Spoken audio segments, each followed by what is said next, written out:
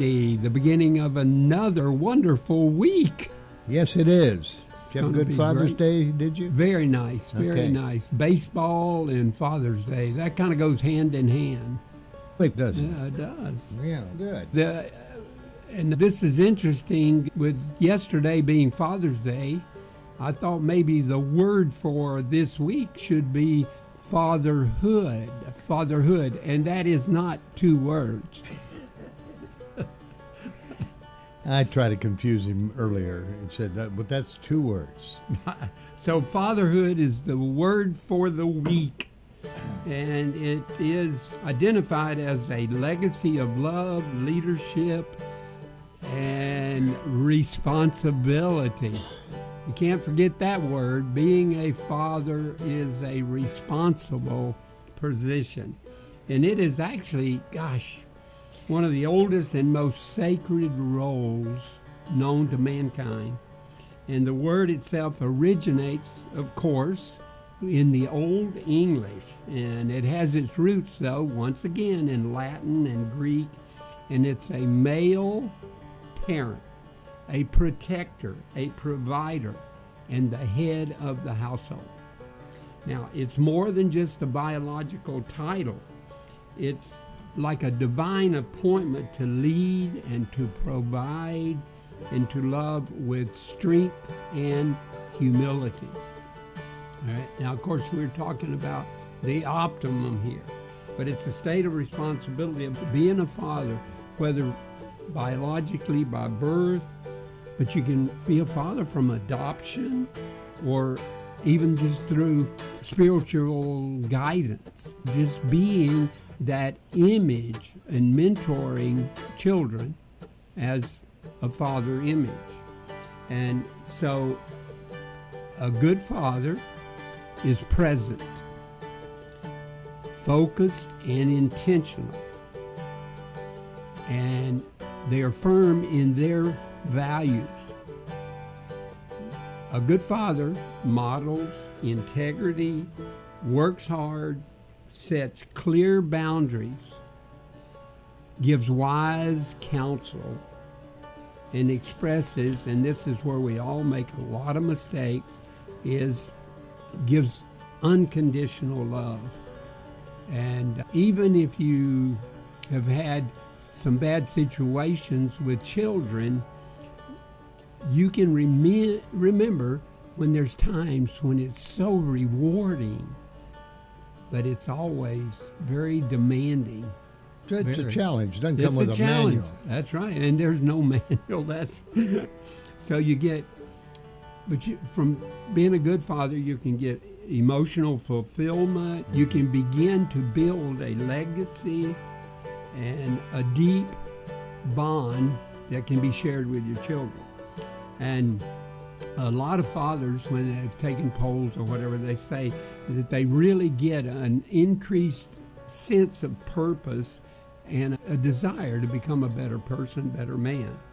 All right, but as you said, there's lots of challenges, and it may involve stress, a big thing. Being concerned about your children. There could be financial pressure, fear of failing, and reflecting and saying, hey, am I doing the right thing? Am I a good person? Am I able to do this? And then there are these social expectations of what a father should be. Just imagine what it was like 500 years ago. Yeah. They didn't have internet. They didn't have books. They didn't have, they may have had a few books, but you were on your own, big time. Big time, it was. Yeah. Here's the child, that's it. Okay, so in 2024, there was a research study that was done in 2024. 57% of fathers, they thought it was extremely important to be a father, 57%. Now, relate that to women as mothers, they thought it was over 70% important of doing that. 46%, only 46% of parents think that they are doing an excellent job. And one of the biggest problems that we have is the father being absent from the home. Oh, yeah. 25% of children in the United States live without a biological, a stepfather, adoptive father, and that was in the 23 census. So we have problems. But the big thing is that fathers need to be present. They need to be present. And what is happening is that a lot of fathers just think that they're inadequate to be the father. They never had a good father figure themselves, and so they feel like, gosh, how can I do this? There's a lot of cultural confusion going on, mixed messages about masculinity and about the family roles. And then number 3 here is we come up with economic pressures, financial, the cost of living, and then job security. So it becomes a very daunting task based on the economic pressure. Number 4 is relational breakdowns, divorce, co-parenting challenges, and then there appears to be a lack of legal support, which if you don't get any support in the whole thing, you get discouraged. And so what's the use? And then there is a major problem with mentorship. There are very few communities that actually have a training program for fathers. And so I just reach out to churches, all of their organizations. We honor those guys that show up and they do everything. That everybody wants to be a father, but not meaning or being a father. And to close here, fathers really they have a lot of challenges. So I just want to run through real quickly some temptations that fathers face every day. They have the idea of, let's give things. Okay, I'll buy you a car, graduate from high school. Okay, I'll give you this. And what they really should be doing is giving themselves. Be present, give self. Number 2 is most fathers, they give their best effort when they're at work. They work so long, they work so hard, and they're not able to do it at home. And lots of times fathers give lectures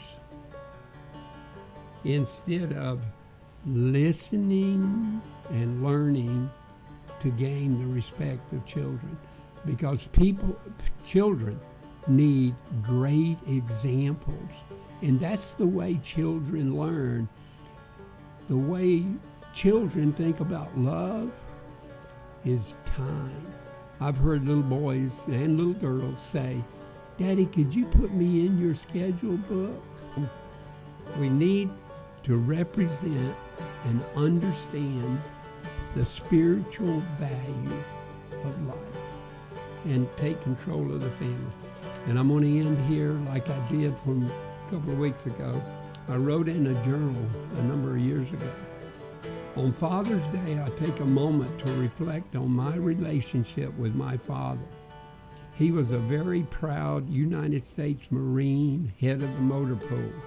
He was an old school kind of guy who believed in hard work, quiet discipline, and letting his actions speak louder than words. He never said very much. In fact, I can count on one hand the number of long talks we had in my entire life. But I didn't really need the words. Every morning I watched him rise before the sun, boots laced, uniform sharp, coffee in hand, heading out to keep the wheels rolling, literally. He led the team with precision, pride, never boasted. He did not lecture me about responsibility, respect, or duty. He showed me. Showed by example. Each day by example in the way he lived. He lived in a way of teaching without words. Let us watch them live with character, courage, and consistent. Don't tell us how you live, show us. Very good. Very nice. Fatherhood. And that's the word of the week, ladies and gentlemen. You can hear one of those words every week on Mondays with Kenneth O'Neal. You can chat with him at merger@windstream.net, or you can give him a call and he'll buy you coffee. Sounds great. 830-285-7010. And did you know we take long distance? I mean, We do. if you're in Denton, Texas, you can call. Oh, yeah? Yeah. What do you think about that? And you'll talk to him? I will. Look at you.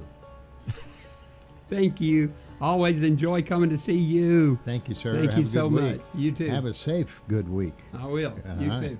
Bye-bye.